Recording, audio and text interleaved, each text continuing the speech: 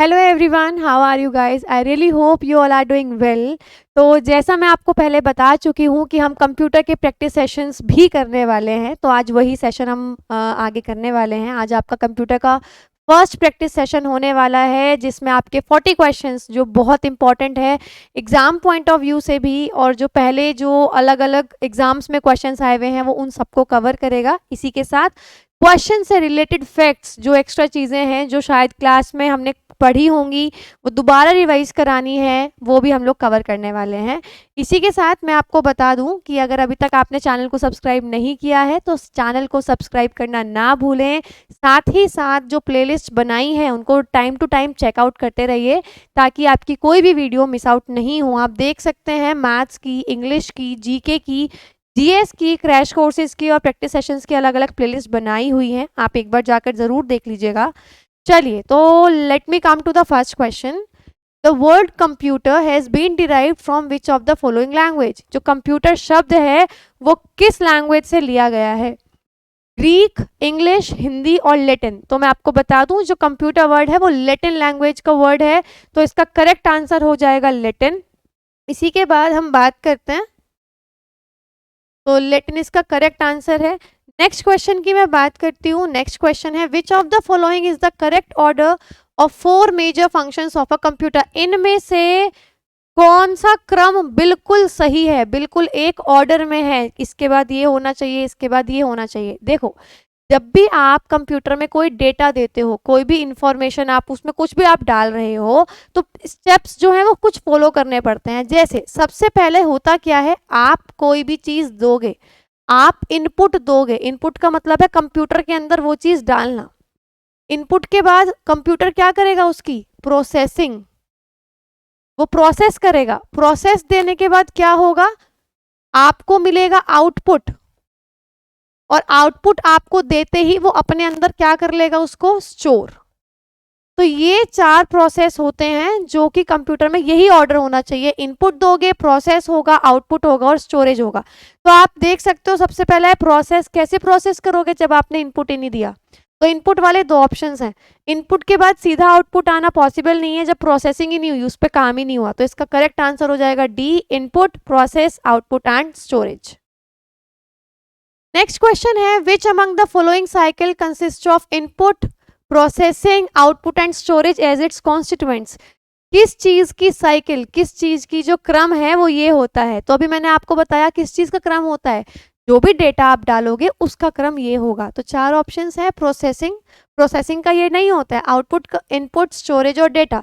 तो आपका आंसर है डेटा। डेटा को जो डालते हो उसके साथ ये सब चीजें होती हैं। तो करेक्ट आंसर हो गया ऑप्शन ई। डेटा और information use to run the computer is called?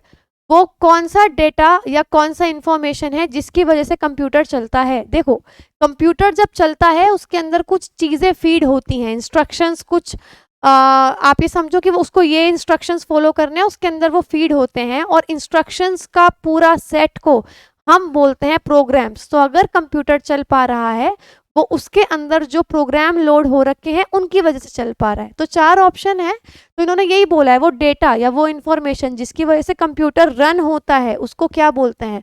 तो आपके पास 4 ऑप्शन है, हार्डवेयर, सीपीयू, पेरिफेरल और नन ऑफ दीज। तो इसका आंसर होगा नन ऑफ दीज, क्योंकि इसका करेक्ट आंसर है प्रोग्राम्स। प्रोग्राम्स की वजह से ही कोई भी कंप्यूटर काम कर पाता है।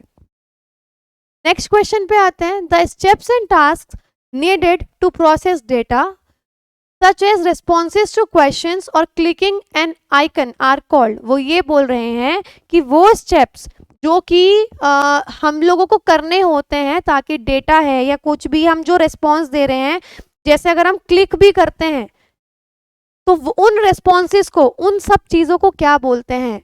वो स्टेप्स या वो टास्क जिनकी वजह से काम होता है उनको हम क्या बोलते हैं? वो क्या है? हमारी तरफ से इंस्ट्रक्शन है ना। अगर हम किसी आइकन पे जाके क्लिक करते हैं, वो आइकन खुल जाता है, तो हमने कंप्यूटर को इंस्ट्रक्शन दिया क्लिक करके। तो वो यही बोल रहे हैं, वो स्टेप या वो टास्क जो हमें करने पड़ेंगे ताकि जो डेटा है वो उसका प्रोसेसिंग शुरू हो जाए, उनको क्या बोलेंगे? तो ऑप्शंस आपके पास 4 हैं, instructions, operating system, application, software, system unit और हार्डवेयर यूनिट। तो वो सब क्या है?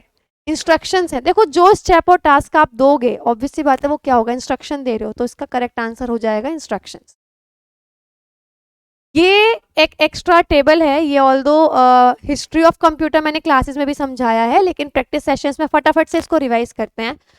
बहुत इंपॉर्टेंट है, इसमें से एमसीक्यूज बहुत सारे बन सकते हैं। देखो सबसे पहले मैं बात करती हूँ अबेकस की, जो 1602 यानी 1602 में इसका इन्वेंशन हुआ था।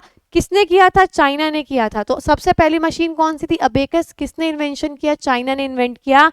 First mechanical calculating device, mechanically calculate कर सकते हैं हम लोग, खुद कैलकुलेट करेंगे, ऑटोमेटिक नहीं है। और इसमें क्या क्या हो सकता है? मेन इंपॉर्टेंट चीजें एडिशन, सब्ट्रैक्शन और स्क्वायर रूट आप कैलकुलेट कर सकते हो। नेक्स्ट हम बात करते हैं नेपियर्स बोन्स। ये सब कंप्यूटर के वर्जन्स हैं। नेपियर बोन 1617 में किसने इन्वेंट किया? जॉन नेपियर ने।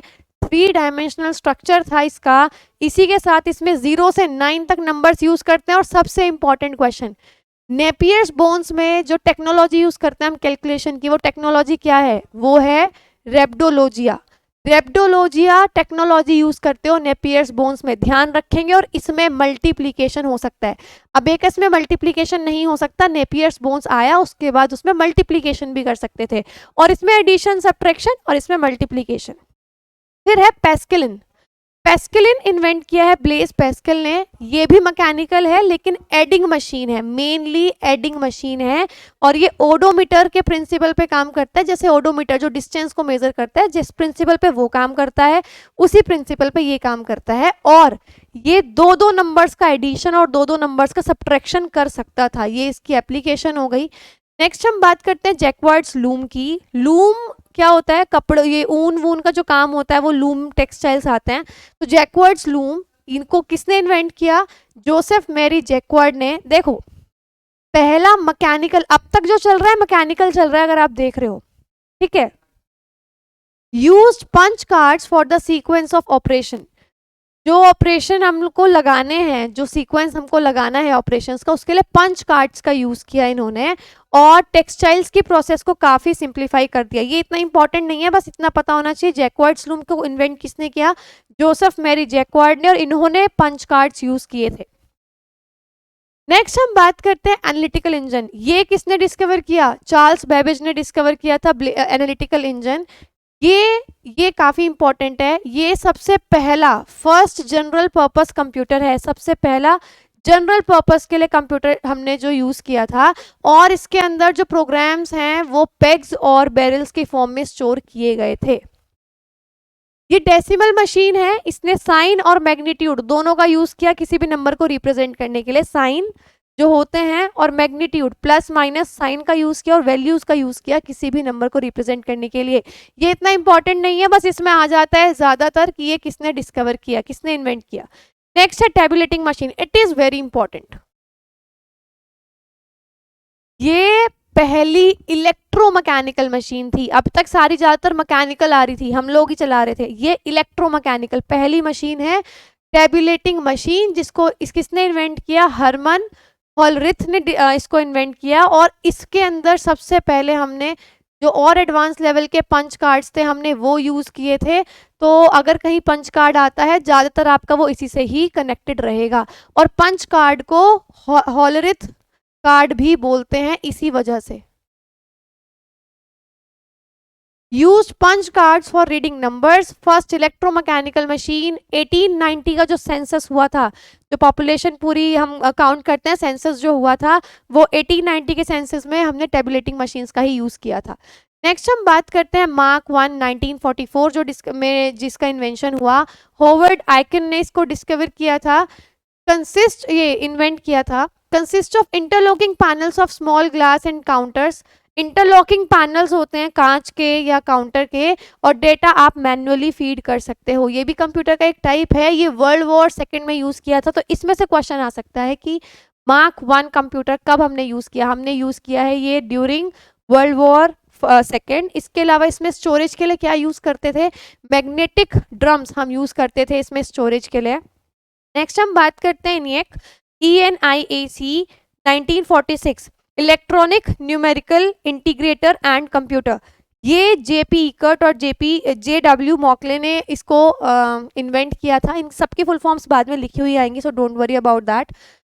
इसके ये है पहला इलेक्ट्रॉनिक डिजिटल कंप्यूटर। पहली इलेक्ट्रोमैकेनिकल मशीन कौन सी थी? Tabulating machine. Electronic digital computer पहला कौन सा है? ENIAC है। और ये वेदर प्रिडिक्शन के लिए, एटॉमिक एनर्जी कैलकुलेशन, IBM के लिए हमने यूज किया हुआ है। नेक्स्ट हम बात करते हैं एडवेक के लिए 1947। एडवेक 1947 जॉन वॉन न्यूमैन ने इसको डिस्कवर किया है, काफी इंपॉर्टेंट है।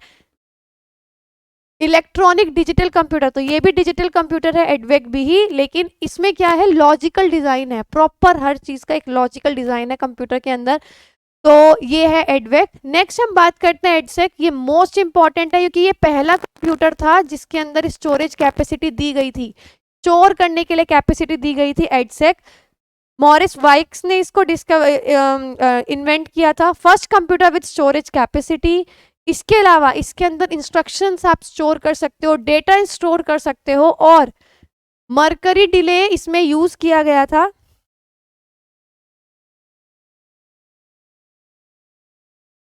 जी, use mercury delay lines for memory and vacuum tubes for logic. Logic लगाने के लिए वैक्यूम ट्यूब्स का इस्तेमाल किया था और मेमोरी के लिए मरकरी डिले का इस्तेमाल किया गया था। इसके बाद हम बात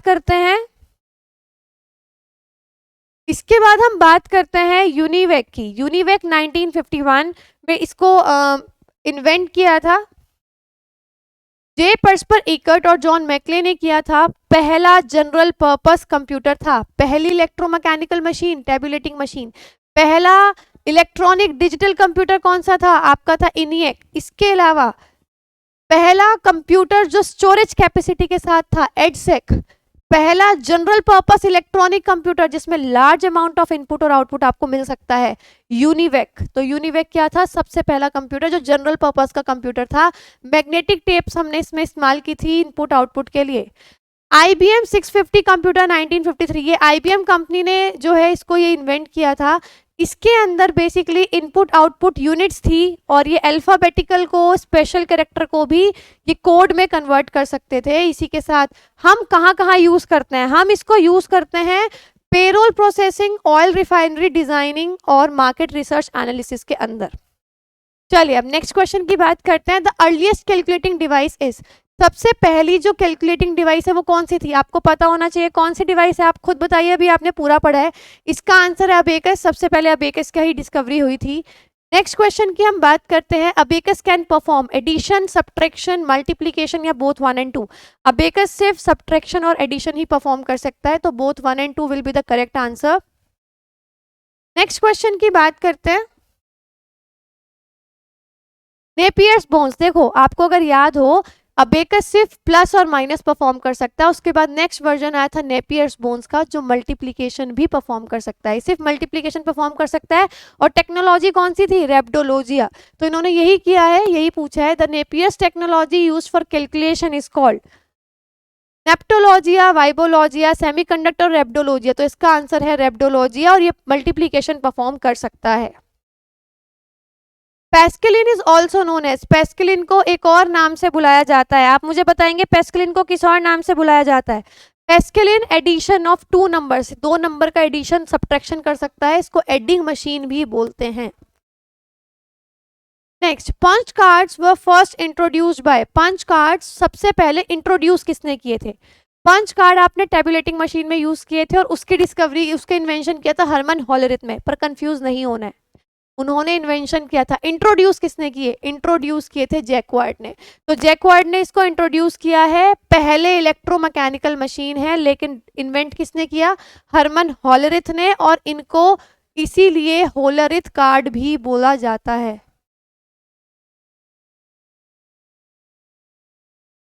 पंच cards are also known as Hollerith card, video card, sound card और एक्सेलरेटर कार्ड। तो आपको पता होना चाहिए हॉलरिथ कार्ड, अभी मैंने आपको समझाया है। Who is known as father of modern computer? देखो ये आपकी आई थिंक क्लासेस में मैंने कुछ इसमें कुछ कंफ्यूजन है।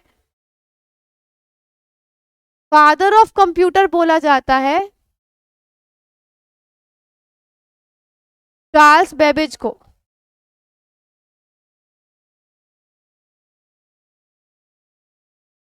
और फादर ऑफ मॉडर्न कंप्यूटर बोला जाता है एलन ट्यूरिंग को, तो ये ध्यान रखेंगे। इसी के साथ बहुत सारे एस्पिरेंट्स का एक क्वेश्चन आया था जब स्टोरेज बिट में आया था कि 1 KB में कितने बाइट्स होते हैं, तो मैंने 1000 लिखा हुआ है उसमें। देखिए कंप्यूटर वाले सिस्टम में हमारे फ़ोन में जो क्रेडिट होता है ना 1000 MB होती हैं, अब अगर आप 1 GB का रिचार्ज कर रहे हो, क्योंकि हम बाकी हर जगह डेसिमल सिस्टम यूज़ करते हैं, बट कंप्यूटर में हम यूज़ करते हैं बाइनरी सिस्टम। तो जब कंप्यूटर से रिलेटेड क्वेश्चंस आएगा तो आप 1024 वाली टर्म यूज़ करेंगे, 1000 वाली नहीं यूज़ करेंगे। तो आपको क्या करना है, कंप्यूटर से रिलेटेड एग्जाम जब भी होंगे, क्योंकि कंप्यूटर में बाइनरी सिस्टम का यूज़ होता है, 2 सिस्टम थे, बाइनरी और डेसिमल। बाइनरी सिस्टम में अगर मैं बात करूँ 1 GB में कितने MB होते हैं, तो बाइनरी में 1024 जो पहले हमारे फ़ोन में आया करता था। अब कहीं आपने सुना भी होगा बीच में कि 1 GB में 1000 MB कर दिया, वो डेसिमल सिस्टम है, तो आप उसमें नहीं जाएंगे, आप बाइनरी सिस्टम पे स्टिक करेंगे 1024 वाले में। चलिए नेक्स्ट क्वेश्चन की बात करते हैं। Analytical engine is developed by, अभी आपने टेबल में पढ़ा एनालिटिकल इंजन किसने डेवलप किया, ये किया है आपका चार्ल्स बेबेज ने। नेक्स्ट क्वेश्चन की बात करते हैं। The analytical engine developed during first generation of computers used dash as memory unit.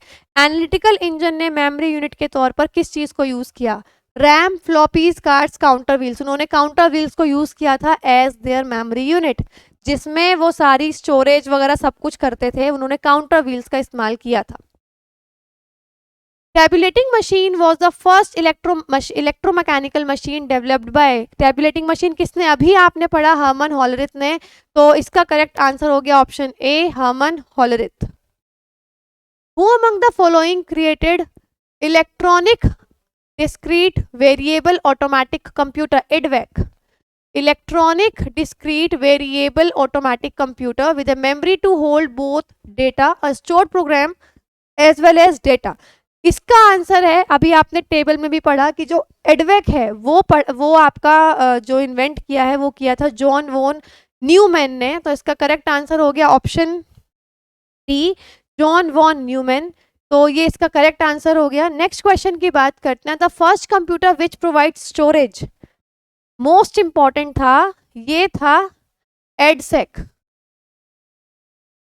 S से आप याद रखोगे storage, electronic delay storage, automatic calculator. EDSAC सबसे पहला कंप्यूटर था जिसने स्टोरेज प्रोवाइड कराया था, तो इसका करेक्ट आंसर होगा एडसेक। इसी के साथ एडवेक का क्या हो गया, अभी आपने फुल फॉर्म अभी पढ़ी भी थी, electronic discrete variable automatic computer. इनकी फुल फॉर्म से एक बार लर्न कर लीजिएगा, पढ़ लीजिएगा, ऑटोमेटिकली लर्न हो जाएंगी। Computer built before the first generation computer was, पहली जनरेशन से पहले कि जितने भी कंप्यूटर्स थे वो कैसे कंप्यूटर्स थे, वो थे इलेक्ट्रोमैकेनिकल। पहली जनरेशन में ऑटोमेटिक आने शुरू हुए, पहली जनरेशन से पहले इलेक्ट्रोमैकेनिकल कंप्यूटर्स थे। First generation computers use dash language, पहली जनरेशन के कंप्यूटर जो थे उन्होंने कौन सी लैंग्वेज यूज की, उन्होंने वो लैंग्वेज यूज की जो हमें समझ नहीं आ सकती, that is machine language. Machine language को मशीन लैंग्वेज हम लोगों का यूजर फ्रेंडली नहीं है, हम लोगों को कुछ समझ नहीं आएगा, तो फर्स्ट जनरेशन के कंप्यूटर्स की जो लैंग्वेज थी that was machine language. Speed of first generation computer was in, पहली जनरेशन के जो कंप्यूटर्स थे उनकी स्पीड क्या होगी, कौन कितने में होंगे, आप यकीन मानेंगे उनकी स्पीड थी मिली सेकेंड्स में। ठीक है, तो मिली सेकेंड्स इसका करेक्ट आंसर है, ये मैंने टेबल में भी इंसर्ट किया हुआ है। Time sharing became possible in dash generation of computers, कौन सी जनरेशन के कंप्यूटर्स में जो है आपका टाइम शेयरिंग पॉसिबल हुआ। इसकी भी जो टेबल है ना जिसमें आपकी स्पीड, ये भी मैं इंसर्ट करने वाली हूँ नेक्स्ट सेशन में, so don't worry about that, कि जो जैसे अभी मैंने पूरी टेबल समझाई हिस्ट्री ऑफ कंप्यूटर्स का थोड़ा जिस्ट आपको मिल गया, वो जनरेशन वाली भी इसमें स्पीड, जिसमें स्पीड आएगी या किसमें क्या स्पेशलिटी आई वो मैं इंसर्ट कर दूंगी सेकंड सेशन में। तो टाइम शेयरिंग कौन सी जनरेशन में पॉसिबल हुई, वो हुई थी सेकंड जनरेशन के कंप्यूटर्स में, तो इस चीज़ को ध्यान रखेंगे। इंटीग्रेटेड सर्किट और chips used in computers are made with, देखो इंटीग्रेटेड सर्किट जो चिप होती है वो बनती है सेमीकंडक्टर्स की।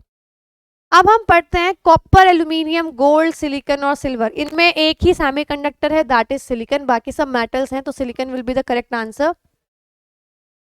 Who developed integrated chip? Integrated chip को सब किसने डेवलप किया, किसने इसका आप समझ सकते हो इन्वेंशन किया? तो इसका इन्वेंशन किया है जेएस किल्बी ने, ध्यान रखेंगे। विच of the following uses a hand held operating system? Hand held operating system का मतलब क्या होता है? एक ऐसा सिस्टम जो आप अपने हाथ में यूज कर सकते हो। टैबलेट्स जैसे होती हैं, टैब्स होते हैं, नोट पैड होता है, अपने हाथ में आप पकड़ के पूरा यूज कर सकते हो, उनको हैंड हेल्ड ऑपरेटिंग सिस्टम या पाम हेल्ड ऑपरेटिंग सिस्टम बोलते हैं, कि पाम के अंदर आ जाए, आपके पूरे हथेली के अंदर आ जाए।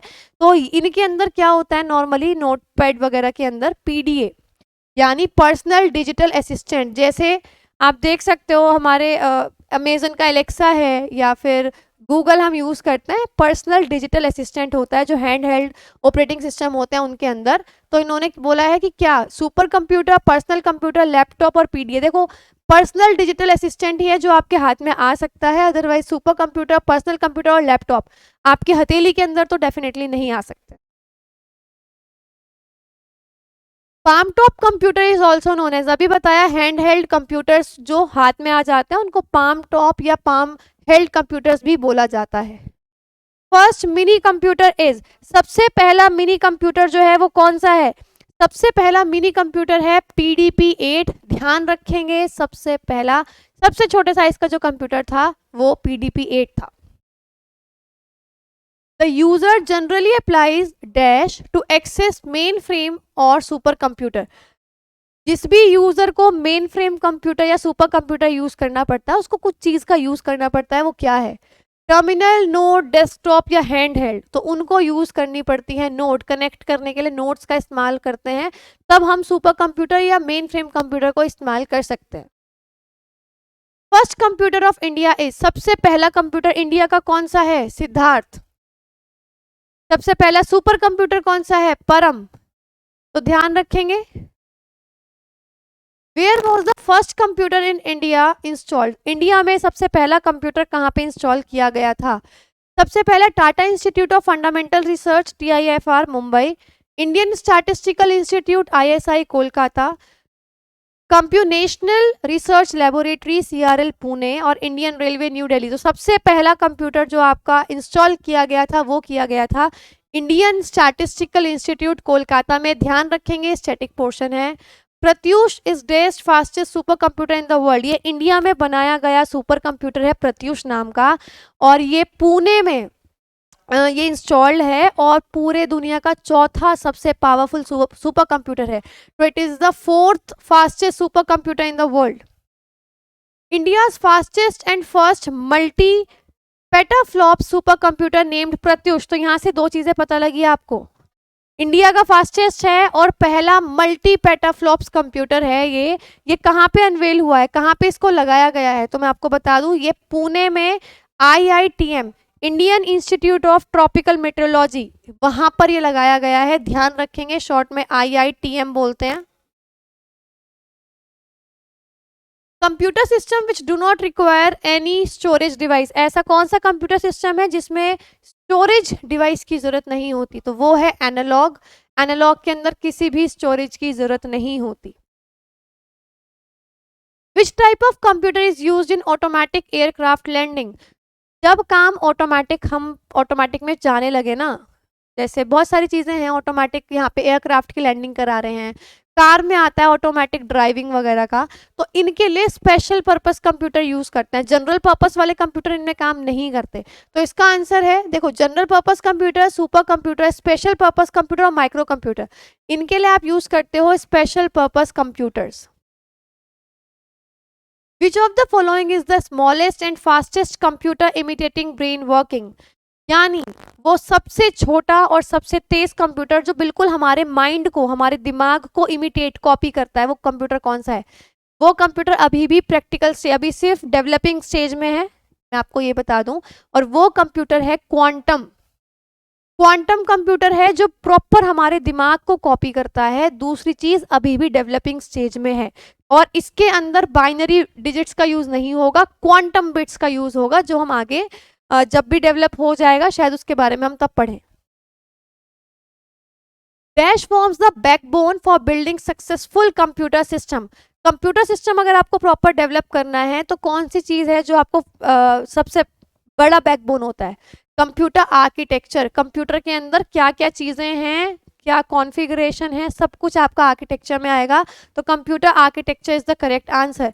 किसी भी कंप्यूटर सिस्टम को बनाने के लिए जो बैकबोन होगा वो उसका आर्किटेक्चर होगा। कौन सी चीज़ लगाई है, उसकी कॉन्फ़िगरेशन क्या है, हर चीज़ देखी जाती है कंप्यूटर आर्किटेक्चर के अंदर।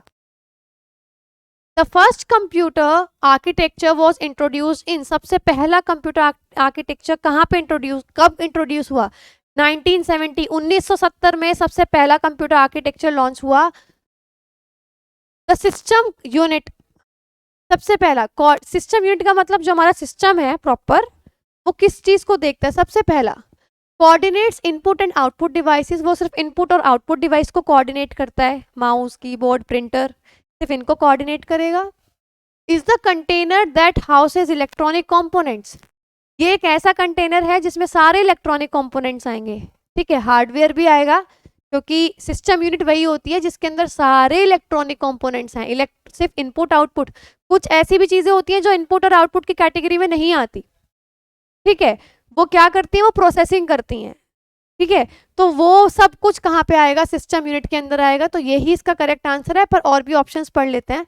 It is a combination of hardware and software. जी नहीं, इसमें नॉर्मली हार्डवेयर, स्पेशली इलेक्ट्रॉनिक जितना भी सर्किट आएगा वो सब कुछ आपका सिस्टम की यूनिट के अंदर आएगा। Next, controls and manipulates data. जी नहीं, इसके लिए सीपीयू बहुत है। डेटा को जो आप डाल रहे हो उसको कंट्रोल करने के लिए, मैनिपुलेट, चेंज करने के लिए सीपीयू ही काफी है। यहाँ पे आपका आंसर है option B. This component is required to process into information and consists of integrated circuits. इनमें से कौन सी चीज है जो डेटा को प्रोसेस भी करता है, जिसमें इंटीग्रेटेड सर्किट्स भी होते हैं? ऑब्वियस सी बात है, दिमाग के अंदर ये होगा ना, कंप्यूटर के ब्रेन के अंदर, दैट इज सीपीयू। तो CPU is the correct answer. Which instruction is used for loading data into CPU accumulator register from memory? कौन सा इंस्ट्रक्शन है जो जो डेटा आप डालोगे वो कंप्यूटर में लोड कर देगा? तो लोड ही वो इंस्ट्रक्शन है। आप डालोगे लोड तो वो लोड हो जाएगा। तो इसका करेक्ट आंसर हो गया load. What is the responsibility of the logical unit in the CPU of a computer? देखो, एक तो होती है एएलयू, अरिथमेटिकल लॉजिकल यूनिट, उसका क्या फंक्शन होता है? लॉजिकल यूनिट का क्या काम है? वो नंबर को कंपेयर करती है। हर जगह कंपेयरिंग, जब भी नंबर के कंपेयर करने की बात आएगी आप उसी को यूज करोगे। टोटल 4 तरीके के फंक्शंस यूज कर सकती है ALU. Arithmetic logical unit total 4 functions perform कर सकती है, जिसमें एडिशन, सब्ट्रैक्शन भी है, बाइनरी डिजिट्स को कन्वर्ट करना, उनको रोटेट करना, उनको कंपेयर करना। तो टोटली 4 है। लॉजिक गेट्स भी है। तो टोटल 4 फंक्शंस हैं जो हम आगे जो क्वेश्चंस आएंगे उनमें करेंगे। एक तो वो परफॉर्म करती है एडिशन, मल्टीप्लिकेशन, सब्ट्रैक्शन, डिवीजन।